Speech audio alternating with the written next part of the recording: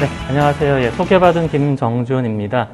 에듀테크 강사를 하고 있고요. 네, 저희 프로필에 나와는 있지만, 여기 덴버 세미나리 미국에서 공부했습니다. 그리고 목사 안수 받은 지 몇 년 됐는데, 어쩌다 보니까 에듀테크 강사를 이제 겸직으로 지금 또 하고 있습니다.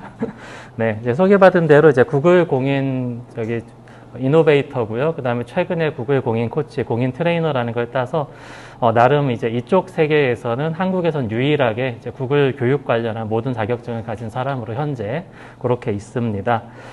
예, 오늘 강의하는 제가 이 전 화면에 잠깐 띄워드렸지만 여기 이 주소 비틀리에 하시고 한일 210913 치시면은 오늘 강의하는 거 보기 전용으로 보실 수도 있고요. 몇 가지가 좀 추가가 돼서 좀 업데이트된 강의 한번 보고 싶으신 분은 그걸 보시면 되겠습니다.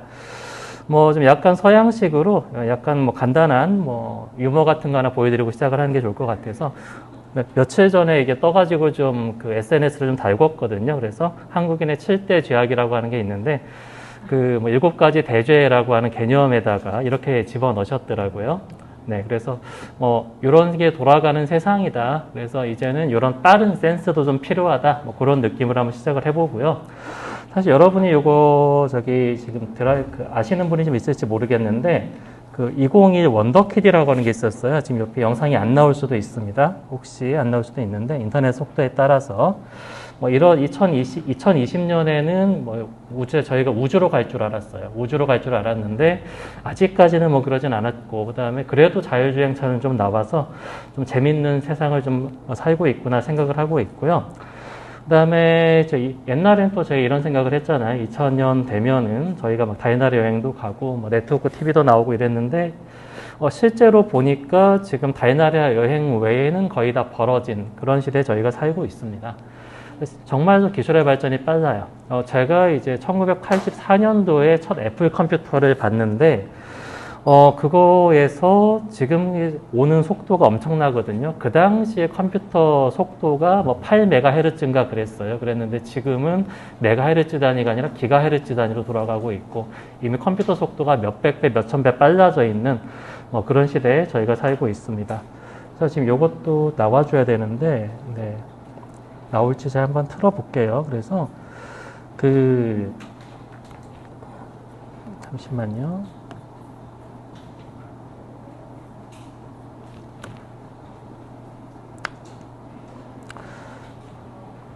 인터넷이 이거 나중에 찾아서 보시기 바랍니다. 그래서 탑 15, 그래서 글로벌 브랜드 랭킹이라는 게 있는데 지금 인터넷 속도가 아까는 잠깐 잘 나왔는데 지금 또 안 나오네요. 온라인으로도 보시는 분들은 이런 게 인터넷 강의의 묘미지 하고 보시면 될 것 같습니다. 그래서 지금 인터넷이 제일 먼저 셌었던 기업이 이제 조금씩 느리지만 나오네요. 코카콜라가 제일 완전히 지배를 하고 있었거든요. 그런 시대에서 엄청나게 바뀌어가지고 브랜드 가치로는 지금 이제 구글, 그 다음에 아마존, 애플 이런 기업들이 전 세계를 좌지우지하고 있는 이런 시대에 저희들이 살고 있습니다. 그래서 이 동영상을 직접 한번 찾아서 나중에 제대로 끝까지 한번 보시면 좋을 것 같고요. 지금 여기에 중간에 이제 이건 2018년까지 통계인데 그 다음에 최근에 끼어든 기업이 테슬라라든가 아니면 중국의 텐센트라든가 아니면 알리바바라든가 그래서 전 세계의 경제를 좌지우지하는 것은 지금 이미 기업들이 하고 있습니다. 나라가 좌지우지하던 시대는 벌써 많이 지났고요. 이런 시대에서 저희들에게 정말로 많이 필요한 것이 디지털 시민성이다라는 이야기로 오늘 이야기를 좀 시작을 해보려고 합니다. 그래서 디지털 시민성이라는 이야기에 대해서 별로 익숙하지 않으신 분들이 많을 수도 있어요. 디지털 시민성 혹은 디지털 시티즌십이라고 부르는 이 단어는 최근에서야 이게 조금씩 정의가 되고 있는 단어이기도 합니다.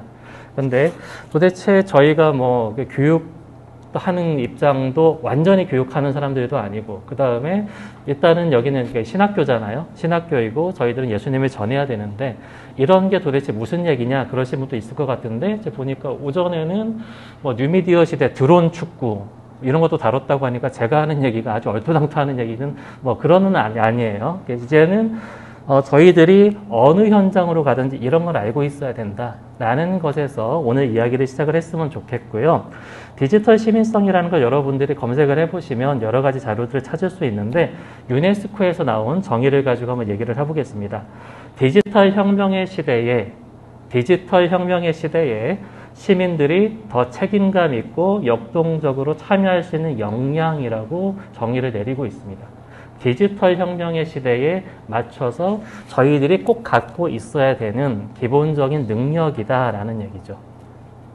그래서 이것이 도대체 우리가 예수님을 전하는 것과 어떻게 연관이 될 수 있을까? 그런 얘기도 좀 이따가 한번 고민해 봤으면 좋겠는데, 디지털 시민성에서 뭐 보통 이런 요소들을 얘기하고 있습니다. 그래서 디지털 리터러시, 그다음에 뭐 디지털 안전과 회복, 디지털 감성 지능, 디지털 창의성과 혁신, 그리고 디지털 참여.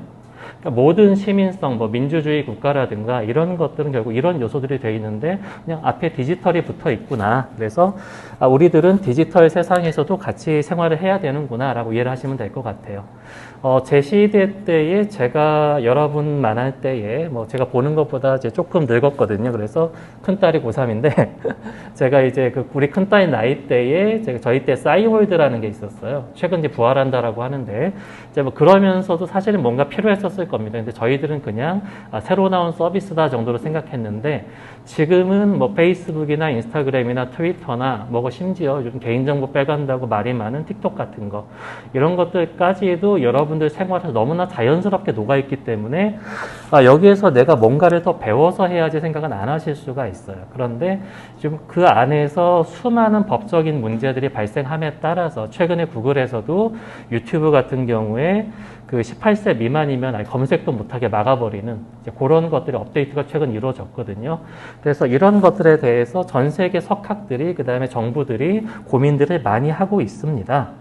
그래서 실제로 뭐 제 교환에서도 보시면 이런 이야기들 나오고 있고 설명을 이렇게 하고 있습니다. 디지털 리터러시란 무엇인가? 그 다음에 디지털 안전과 회복은 무엇인가? 읽어보시면 충분히 이해하실 수 있는 얘기예요. 왜냐하면은 여러분들께서 일상생활에서 이미 다 하고 계신 것들입니다. 근데 거기에 디지털이 붙은 거예요. 그래서 저는 그냥 생활하는 것처럼 내가 운전면허를 따야 운전을 할 수 있는 것처럼 디지털 세상에서는 꼭 반드시 면허를 따야만 뭘 할 수 있는 건 아니지만 적어도 길을 건널 때에는 파란불에 건너야 된다. 그 정도의 상식은 여러분들이 조금만 생각하시면 디지털 세상에서도 가져올 수가 있는 거예요. 근데 아쉽게도 우리나라는 여기 조금 늦습니다. 아쉽게도 우리나라 정부는 아직까지도 지금 또 대선 주자들 나와갖고 얘기하는 거 보면은 이분들은 국민들을 3, 40년 전의 세대로 그냥 알고 있는 것 같아요. 또 저희 아버지, 어머니 세대들도 그렇고 뭐 바쁘시니까 그냥 그 안에서 살아가고 계시는데 제가 최근에 한 영국 정부에서 이런 나온 온라인 안전법안 초안이 이렇게 나온 거예요. 이런 걸 보고 되게 놀랐습니다. 이건 이제 업데이트 돼가지고 여러분 인쇄된 거에는 없을 거예요. 근데 이런 법이 또 만들어져 있고 여기에서 중요한 거는 제가 이야기에 깜짝 놀랐습니다. 교육이라는 것, 리터러시라고 하는 거는 뭐 단시간, 몇 시간 강의로 끝나는 것이 아니라 몇 년이 걸려서 해야 되는 거예요.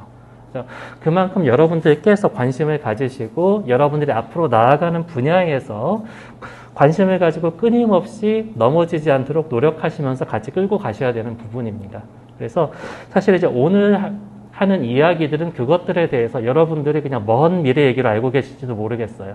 제가 처음에 저는 뭐 자율주행 자동차 이런 걸 꿈꿨고 달나라 꿈꿨고 그다음에 인터넷 전화 꿈꿨고 그랬는데 이런 것들이 금방 현실이 됐거든요.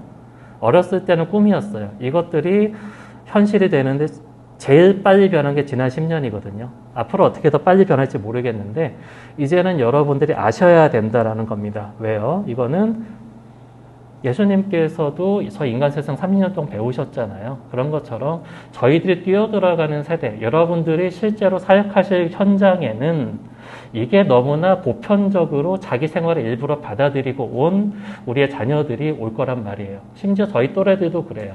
그래서 저희 신학교들이 어떤 뭐 디지털 시대에 어떤 수도원이 되지 않기 위해서는 이런 것들에도 관심을 가지고 그다음에 적어도 이 사람들이 어떻게 활동을 하고 있는가, 저기 들어가서 내가 어느 정도를 하면은 저 사람들하고 비슷하게 움직일 수 있는가, 그런 걸 좀 고민을 해봐야 된다라고 생각이 듭니다. 그래서 이제 세상이 정말 너무나 빨리빨리 변해버렸고 여기에 대한 이해도가 저희가 필요한데 그나마 다행인 것은 세상 사람들에게도 꽤 많은 분들한테 이게 신조어입니다. 이분들한테도 상당히 새로운 분야예요. 그렇기 때문에 저희들이 거기에 대해서 충분히 이해를 가지고 들어가면 어떤 지적인 우위성을 가지고 적어도 토론하는 데에서도 조금 더 갖고 들어가는 게 생길 수도 있습니다. 그렇기 때문에 알아야 되는 거예요. 그다음에 저희가 선교지를 갈 때에도 저도 터키 선교사로 다녀왔는데 한 지역의 선교사로 가서 그 사람이 쓸만한 사람이 되기 위해서 몇 년의 시간이 필요해요. 그 나라의 말을 배워야 되고 문화를 익혀야 되고 그렇습니다. 그런 것처럼 오늘 몇 시간, 오늘 1시간 짧은 강의 가지고 여러분들에게 다 알 수는 없습니다. 다만 저는 여러분들에게 돌을 던지고 가는 사람이라고 저는 생각하고 왔어요. 그래서 오늘 좀 들으시고 뭔가 좀 더 알고 싶으시다 그러시면은 그냥 인터넷 검색을 하시면 정말로 많은 자료들이 나와 있습니다. 디지털 리터러시라고 하는 거를 가르치는 학교들도 많이 있어요. 저도 한때 핀란드로 유학을 갈까 생각을 했고 지금도 그 생각을 잠깐은 갖고 있는데 이제는 너무나 많은 정보들이 빠르게 업데이트가 되고 있기 때문에 여러분들이 꼭 그런 데까지 유학을 가지 않아도 일상생활에서 혹은 여러분의 사역 현장에서 발휘할 수 있는 것들은 충분히 인터넷 검색으로 찾으실 수 있는 시대에 있습니다. 그 다음에 그럼에도 모자라다 그러면은 이제 그런 짧은 강좌들 많이 하고 있어요. 찾아서 들으시면 됩니다. 자, 그래서 여러분들께 제가 원하는 거는 항상 그래요. 컴포트 존, 뭐 편안한 포구, 안전한 항구 이런 걸 좀 떠나가지고 조금만 넘어가게 되면은 그 다음에는 전 세계 사람들과 지식이 연결되는 그런 놀라운 경험까지 하실 수도 있습니다. 저도 이제 구글 트레이너가 돼서 전 세계 이제 7,700 트레이너 중에 속하게 되고 전 세계 1,500명 이노베이터 중에 속하게 되면서부터 그 사람들하고 연결이 되면서 말레이시아 트레이너들, 그 다음에 그 미국의 트레이너들, 심지어 짐바브웨, 아프리카 이런 지역에 계신 분들까지도 교육에 대해서 이런 고민을 하고 있구나라는 게 연결되는 놀라운 경험들을 하고 있는데. 너무 두려움 갖지 마시고 그냥 한번 뒤져보시고 찾아보시고 읽어보시고 질문하시고 여러분의 것으로 만드시기를 좀 바랍니다. 그게 오늘 제가 이 시간에 내려온 제일 큰 목적이고요. 자, 그러면은 이 모든 것 중에서 기초가 되는 디지털 리터러시라고 하는 얘기를 좀 해볼게요. 디지털 리터러시. 그래서 디지털 시민성을 위해서는 기본적으로 일단은 디지털 리터러시가 필요합니다. 그래서 디지털이라고 하는 말은 그냥 숫자라는 말이에요. 숫자. 그러니까 컴퓨터가 0, 1로 대화를 한다고 하잖아요. 그런 것처럼 그냥 컴퓨터가 알아들을 수 있는 영어, 용어, 그런 세상 아니면 컴퓨팅이 이루어지는 세상, 모든 세상이 인터넷으로 연결되어 있는 그런 세상에서 거기에서 리터러시, 우리가 글자를 읽고 아니면 어떤 도구들을 사용하고 아니면 어떤 웹사이트에 들어가서 그 웹사이트를 이용할 줄 알고 그 다음에 필요에 따라서 내가 그곳에 필요한 정보들을 만들어서 줄 수 있고 여러분이 만나는 사역 대상들한테 여러 사역지에서 여러분이 초중고 아니면 성인 만나는 분들한테 그분들이 제일 잘 받아들일 수 있는 형태로 어떤 미디어를 만들어 줄 수 있는가. 반드시 영화를 찍어야 되고 그런 게 아니에요. 그 사람들이 그 시대의 사람들이 알고 있는 용어로 얼마만큼 설명해 줄 수 있는가. 그것들이 결국은 리터러시라는 거죠. 그래서 이것들을 배워야 되는 이유는 결국은 여러분들이 이런 여러 가지 것들에서 기술의 노예가 되는 것이 아니라 기술을 주도적으로 사용해서 잘 사용을 해서 여러분 주변의 사람들에게 선한 영향력을 끼치기 위해서 이것이 필요하다라는 말씀을 드립니다. 그래서 수많은 리터러시들이 있어요. 그래가지고 제가 책에서 조금만 발췌를 해가지고 적어놨는데 이것들을 그냥 한번 쭉 읽어보시면 됩니다. 그래서 비주얼 리터러시, 그다음에 멀티 리터러시, 비판적 리터러시 다 적어놨는데 쫙 읽어보시면 되고요. 그 다음에 뒤쪽으로 넘어가서 보겠습니다.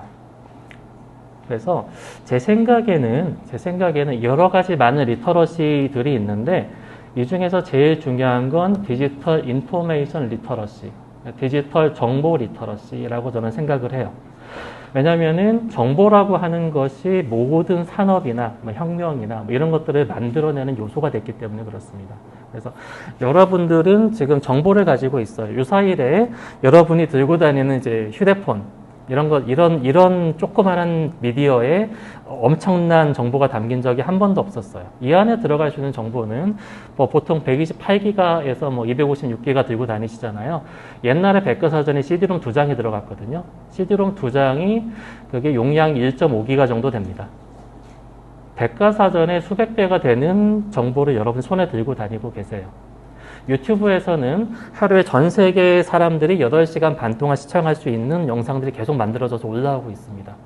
그것들이 여러분이 조금만 검색하고 손만 뻗으면 들어갈 수 있는 그런 시대에 있어요. 그래서 이제는 공공연한 이야기니까 한번 이야기를 해보면, 자, 교제는 우리 교회에서 하고, 은혜는 다른 목사님 설교를 인터넷에서 듣는, 그런 세상이 저희가 이미 살고 있잖아요. 그래서 저도 저희 교회 들어가 보면은 항상 이제 비교되는 다른 교회가 동시대 안에 떠요. 심지어 새벽 예배도, 어떤 교회는 들어가면, 저기 분당에 있는 W교회는 아침 7시부터 1200명이 보고 있네? 근데 우리 교회는 200명밖에 안 보네? 이런 거 보면 우리 교회가 성도가 더 많은데 왜 이러지? 이러면서 좀 당황스러울 때가 있거든요. 그런 것처럼 사람들이 자기가 원하는 정보를 찾아 들어가는 시대에 있습니다. 거기에 있는데 저희들이 조심해야 되는 건 이런 미디어, 미디어 그런 쪽의 어떤 참과 거짓 사이에서, 그다음에 디지털 정보들의 참과 거짓 사이에서 좋은 것들을 취사 선택하는 능력이 이미 성도들한테도 많이 길러져 있고요. 저희들도 알게 모르게 조금씩 길러져 있는데 이런 것들을 조금씩 더 구분하는 이제 그런 것들을 만들어야 됩니다. 그래서 왜냐하면은 이런 정보가 너무너무 많은 시대에 저희들이 살고 있어요. 정보 과잉 시대입니다. 그래서 방금 말씀드렸듯이 유튜브에 전 세계 사람들이 절대로 소화하지 못할 만큼의 영상들이 올라와요. 전 세계 사람들이 그만큼 올라온 걸 매일매일 모든 사람이 다 보는 게 아니기 때문에 절대로 한 사람이 유튜브에 쌓인 영상을 다 볼 수가 없는 시대입니다. 유튜브에 있는 게 다 진짜도 아니고요. 거기에다가 최근에 대선 때도 문제가 됐지만 가짜뉴스를 만들어내는 곳들이 또 꽤 많은 곳이 기독교이기도 합니다. 그런 상황들이 있기 때문에 저희들은 좋은 정보를 만들어내고 잘못된 정보를 걸러내고 이런 책임이 저희한테 있습니다. 그래서 항상 이런 여러 가지 속도들과 정확성이 충돌하는 그런 시대에 살고 있는데 저희들은 조심을 해야 되는 거죠. 그래서 정보라는 게 힘이거든요. 여러분들이 가지고 있는 모든 정보가 힘이 될 수 있다. 순식간에 다른 사람들의 정신세계를 완전히 바꿔놓을 수 있다. 이런 생각을 가지고 저희들이 정보를 나눌 땐 정말 조심해야 되는데 그래서 디지털 인포메이션 리터러시를 이야기할 때 제일 핵심이 되는 건 결국 그건 거예요. 저희들이 정보를 잘 찾아야 되고 그 다음에 정보 출처를 제대로 확인해야 되고 그 다음에 이런 것들을 효과적이고 윤리적으로 어떻게 사용할 것인가 스스로에게 원칙이 있지 않으면 어렵습니다.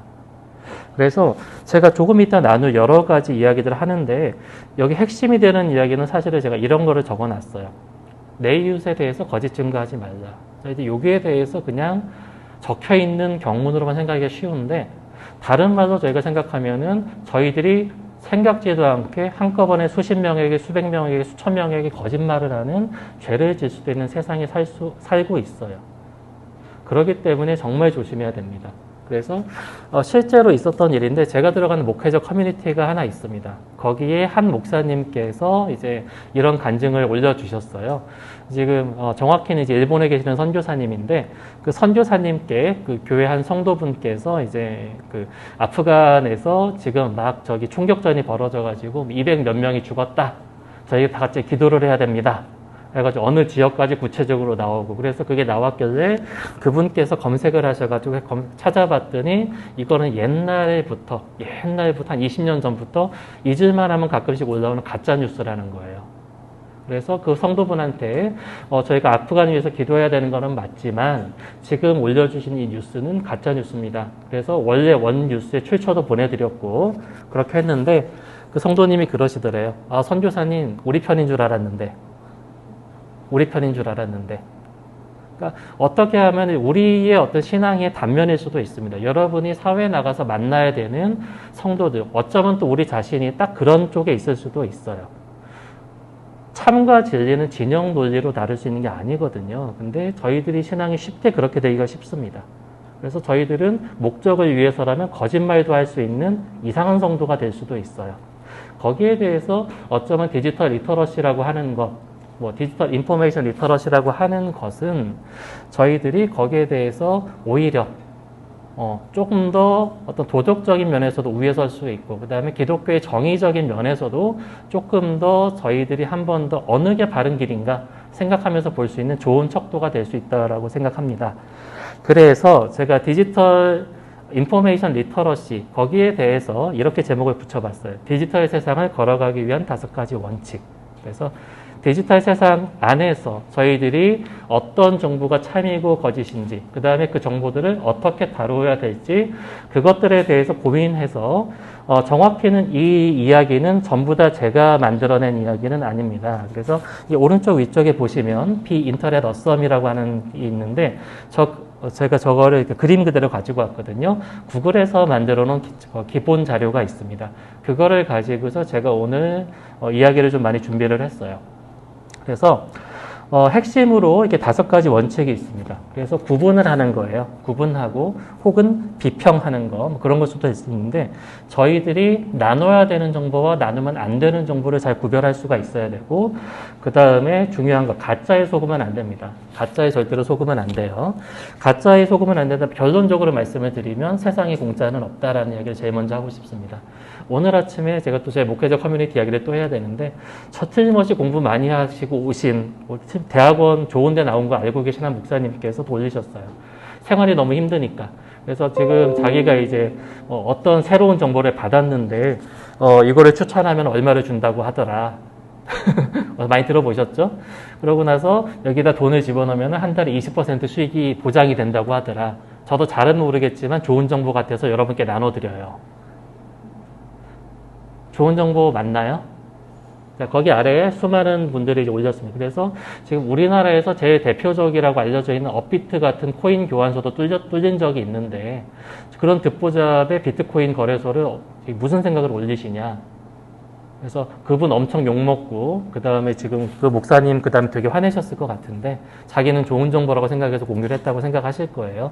근데 저희들이 선교사들도 그렇고 목사들도 그렇고 생활이 어려워지면 뭔가 좀 다른 것에 눈을 돌리고 거기에 이제 obsessed, 그러니까 좀 빠져들게 될 수 있습니다.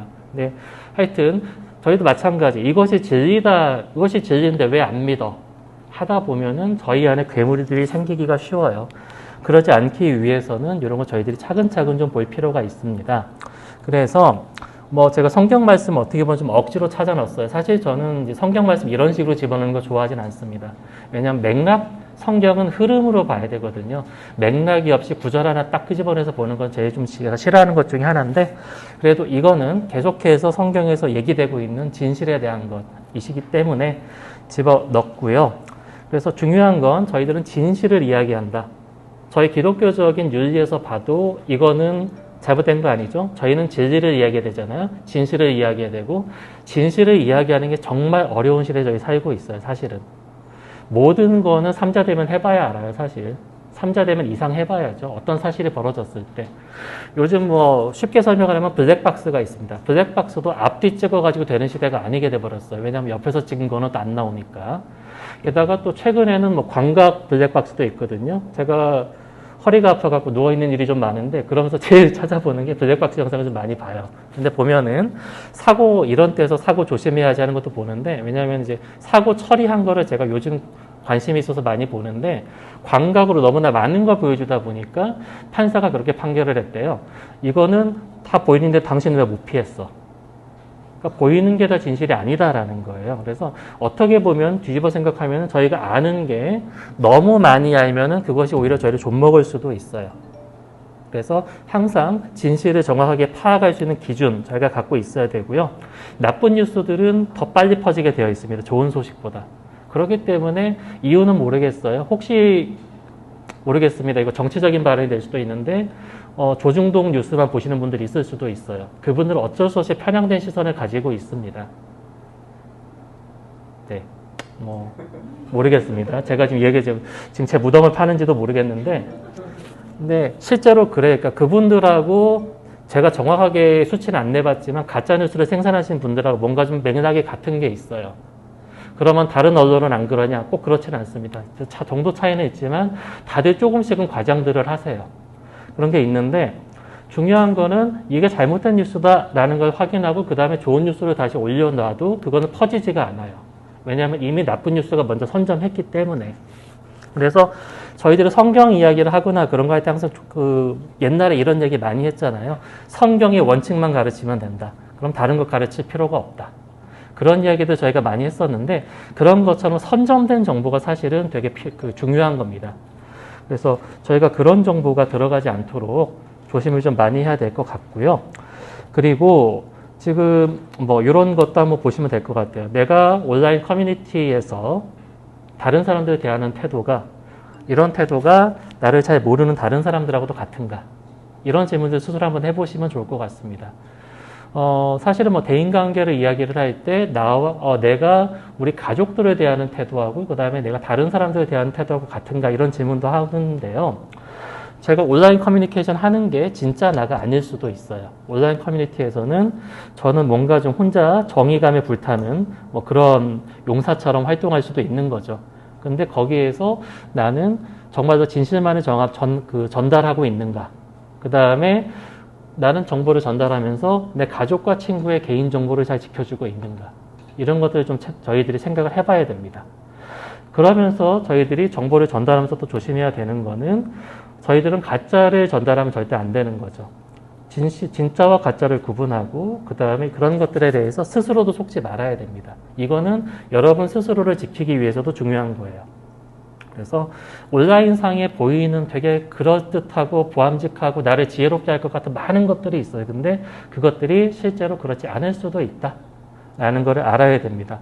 무엇이 진짜이고 무엇이 가짜인지 구별하기 힘든 시대에 살고 있어요. 특히 유튜브에 올라오는 수많은 동영상들, 그 다음에 카드 뉴스로 전달되는 상당히 깔끔하게 편집되어 있는 거, 그 다음에 정말 어느 교수가 그렇게 말했을 것 같아 싶은 그런 논문도 인터넷에 돌아다녀요. 근데 실제로 있었던 얘기인데 우리나라에 이제 어떤 되게 유명한 분이 그 박사로 이제 교수까지 되셨는데 그분의 논문에 그런 게 있었다라는 거예요. 일본 애니메이션에 나오는 저기 어떤 주제를 쓴 그런 과학자 이름, 그분의 이름으로 쓴 가짜 논문 제목, 그런 거를 인용구로 썼는데 어디에서도 걸러지지 않아서 그분이 그걸로 박사가 됐다는 정말 웃지 못할 이야기를 제가 들었습니다.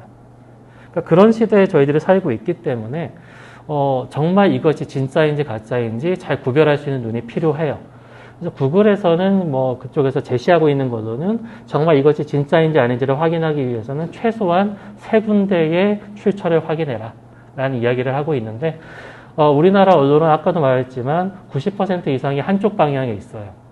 그래서 3군데를 비교하는 게 솔직히 의미가 있는지 잘 모르겠습니다. 그래서 저는 우리나라 거 하나, 해외 거 2개 이렇게 비교를 하는 편인데 하여튼 이런 것들에 대해서도 여러분의 원칙을 가지고 잘 아셔야 되고요. 아까 저희 목회자 커뮤니티에다가 다단계 같은 그런 올리시는 것처럼 세상에 공짜는 없습니다. 공짜로 쉽게 얻을 수 있는 거는 없어요. 그걸 항상 명심하시고 주변 분들께도 잘 알려주셔야 돼요.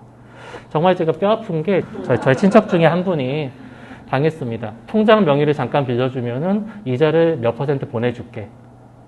거기 속아서 잠깐 명의 빌려줬다가 나중에 사기에 연루가 됐다 그래가지고 경찰 가서 조사받고 벌금 몇백만 원 내고 끝난 일이 있어요.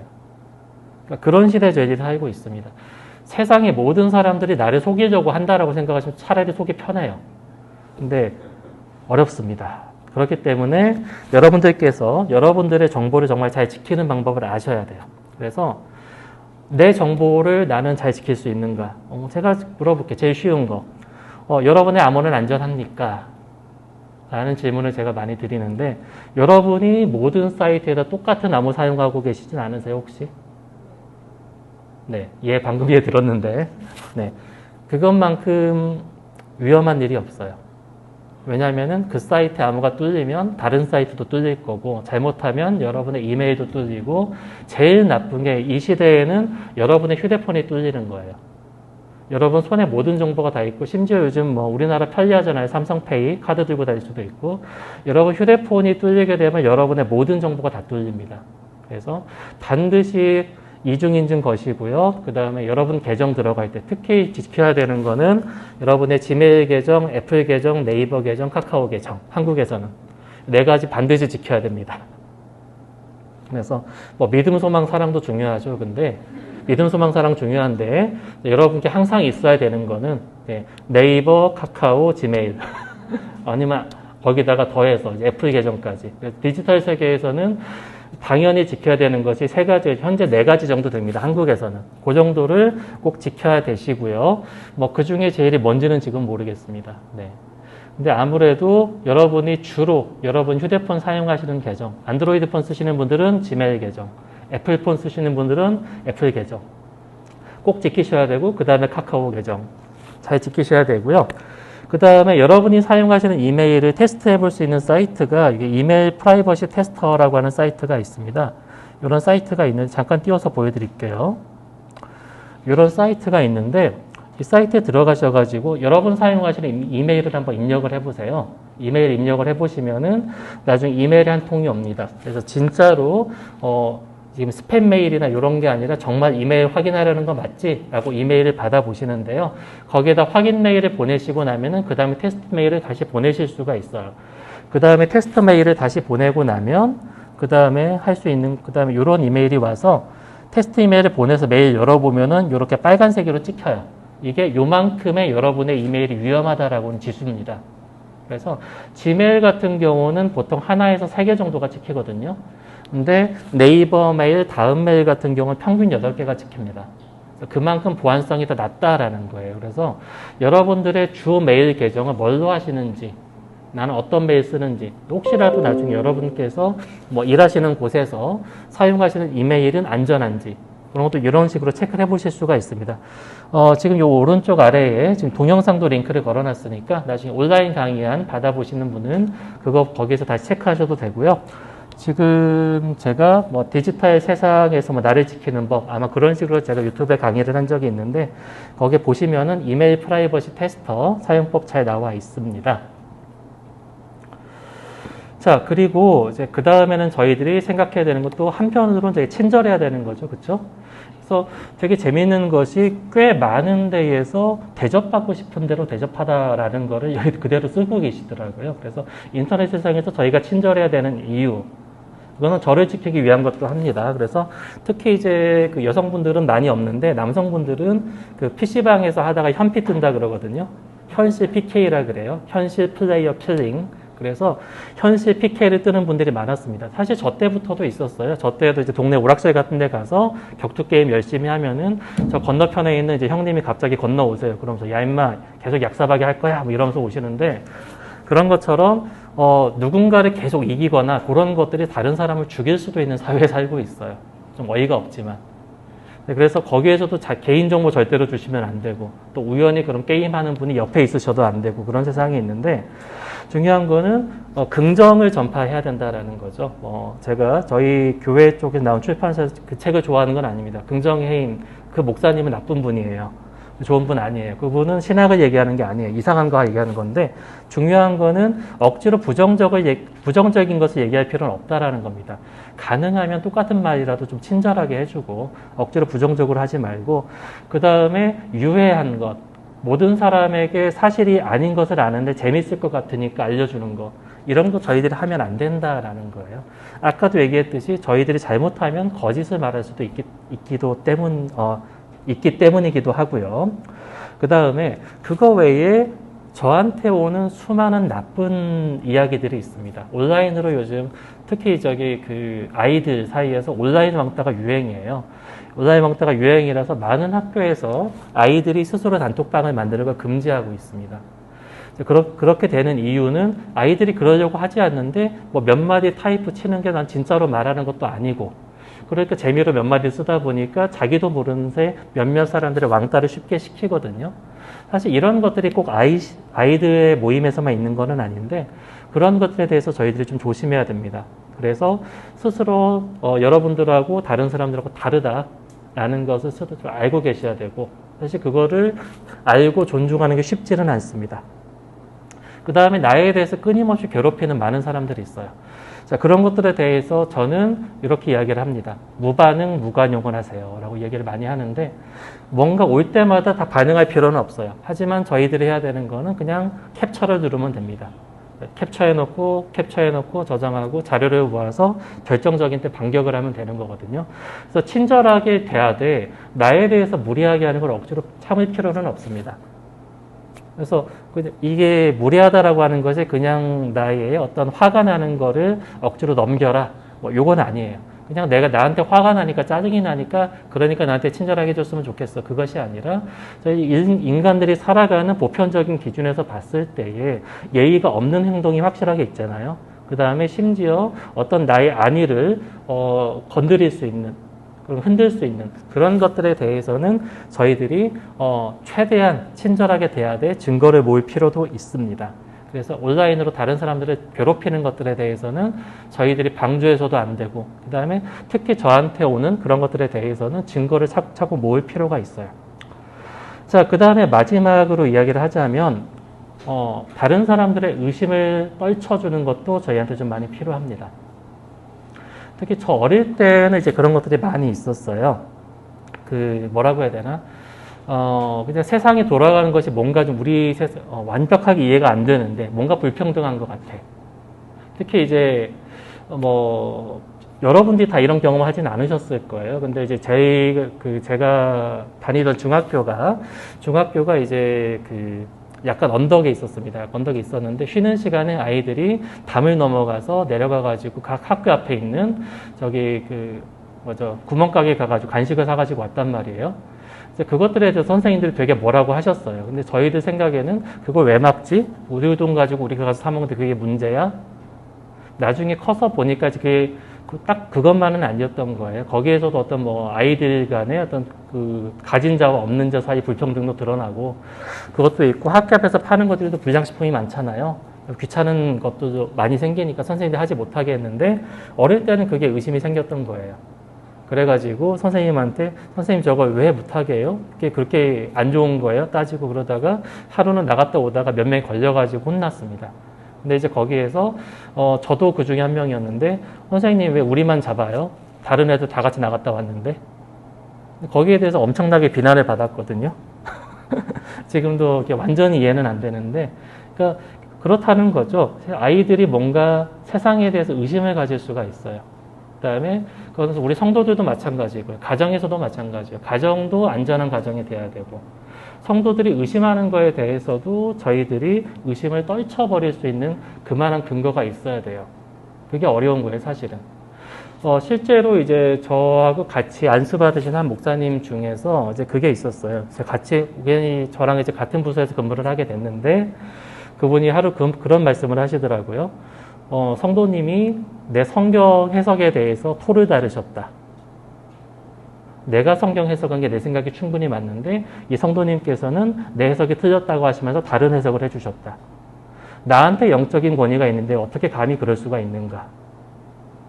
그래갖고 제가 그 목사님하고 대판 싸웠거든요. 제가 싸우려고 얘기를 시작한 건 아닌데 그분한테 그랬어요. 저희가 지금 레위 시대 때 제사장도 아니고 저희가 지금 대학교 가서 공부해서 했지 저희들한테 영적 권위가 어디가 있냐.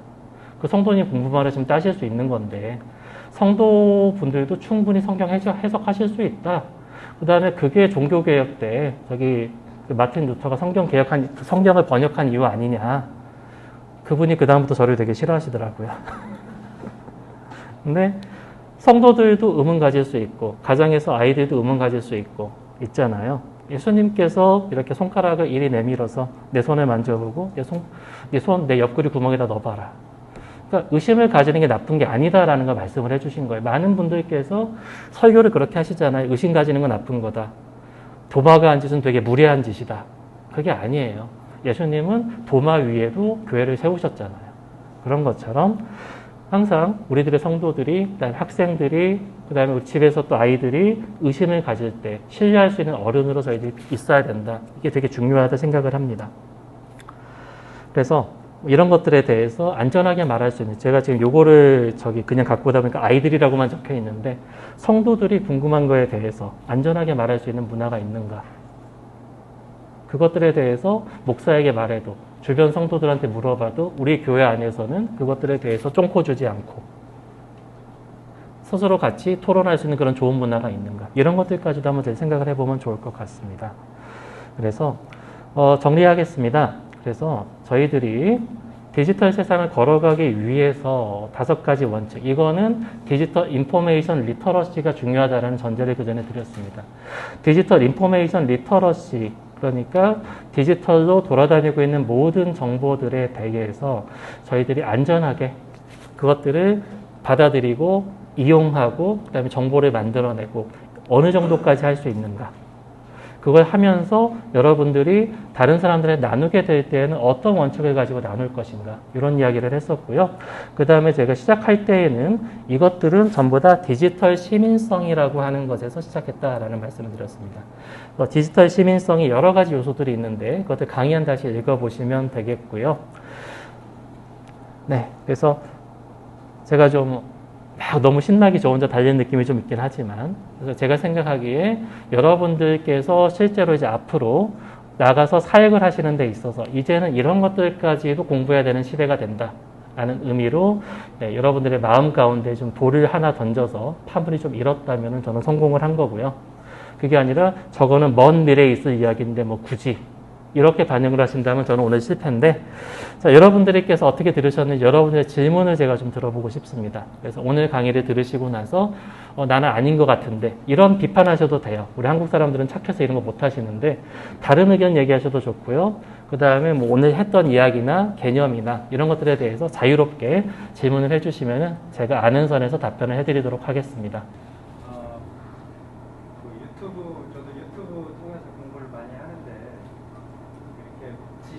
학문적인 그 지식을 유튜브로부터 습득할 때 이 구분하고 판단하고 이러는 것 관련해서 혹시 강사님께서 경험하신 것이라든지 어떤 원칙적인 것 다 일반적으로 해당이 되긴 하겠지만 네. 학문적인 지식 차원에서 유튜브 정보를 판단할 때 원리 같은 게 있습니다. 네. 거기에 대해서는 기본적인 원칙이라고 하면 비판적이 되라라고 하는 말씀 드리고 싶습니다. 그래서 유튜브에 정말 수많은 정보들이 올라와요. 수많은 정보들이 올라오는데, 일단 기본 원칙은 그 중에 절반은 가짜다라고 생각을 하시면 속이 편합니다. 그래서 그런 비판적인 시선을 가지시고 누가 얘기를 하든지 정말 아무리 유명한 분이 얘기해도 그분이 사셨던 시대에는 진짜일 수도 있는데 현대에 살고 있는 나 아니면은 21세기 나에게는 안 맞는 이야기일 수도 있거든요. 이거는 정보가 무조건 상대적이라는 거는 아니고 비판적으로 수용하시라라는 겁니다. 그래서 일단은 그래도 일단 진짜로 유명한 분이 맞는지 말씀하시는 분이 그분이 그 분야에서 진짜 전문가인지 그분이 관련해가지고 꾸준한 활동을 해오셨는지 그런 것들을 좀 체크하시고 들으시면 좀 도움이 될 것 같습니다. 연관됐다고 네. 대학원 과정에서 원격으로 세계적인 추세 같은 게 있잖아요. 그래서 원격으로만 수업을 하고 학위를 준다든지 네. 그런 데 대해서는 어떤 개인적인 의견이 있으신지? 네, 원격으로 수업을 하는 거는 진짜로 세계적인 추세가 된 것 같아요. 그래서 제가 많은 예로 드는 게 미국의 코세라라든가 아니면 EDX라든가 이런 사이트들에 이미 모든 뭐 하버드, 스탠포드 이런 데 전부 다 강의가 들어가 있습니다. 그래서 뭐 유명한 뭐 하버드 MBA를 온라인으로만 따는 게 가능해진 세상에 살고 있거든요. 거기까지 가지 않고도. 그래서 그렇다라면은 시대에 발맞추기 위해서는 그런 부분까지 같이 준비가 되어야 된다라는 게 생각이고요. 이미 제가 이제 오래전부터 그 눈여겨보던 사이트 중에 하나 유데미라는 사이트가 있습니다. 그래서 이름이 딱 알고 계시다시피 유니버시티하고 그다음에 아카데미 같은 그 줄임말인데 유데미 사이트가 전 세계적으로 지금 그 코세라만큼이나 꽤 많은 정보들이 집약되어 있어요. 근데 대학 수준은 아니고 워낙 천차만별로 섞여 있습니다. 그런 정보들이 온라인에 올라가 있기 때문에 이제는 이제 그 뭐라고 해야 되나 모든 사용자들에게 선택권이 주어진 시대 같아요. 그다음에 거기다가 심지어는 지금 저도 지금 강의를 듣고 있는 구글 유니버시티의 강의들이 있습니다. 이런 것들은 심지어 무료예요. 구글에서는 자사의 뭐 직원들 교육하기 위해서 내지는 파트너사들을 교육하기 위해서 수많은 정보들을 온라인에 올려놓고 있는데 다 무료입니다. 코세라에서도 상당히 많은 강좌들이 무료로 이미 들으실 수가 있어요. 여기 한일 장신대는 포함은 안 되겠지만 대한민국에서는 한 6개 정도 대학교가 코세라하고 협약을 맺어서 코세라의 모든 강의들을 무료로 들을 수 있는 뭐 그런 것도 알고 있고요. 그래서 이제 이런 추세를 이제 어느 정도는 받아들여야 되셔야 될 것 같아요. 그래서 물론 이렇게 온라인 말고 오프라인에서 만나는 거하고 완전히 같지는 않습니다. 그래서 완벽 100% 온라인은 솔직히 저는 좀 의아해요. 하지만 지식이 전달만 되는 그런 뭐 기본 교양 과목 그런 것들에 대해서는 온라인 100% 온라인에 좀 화해도 되지 않을까. 네, 그렇게 생각이 좀 됩니다. 이제 강의 마치도록 하겠습니다.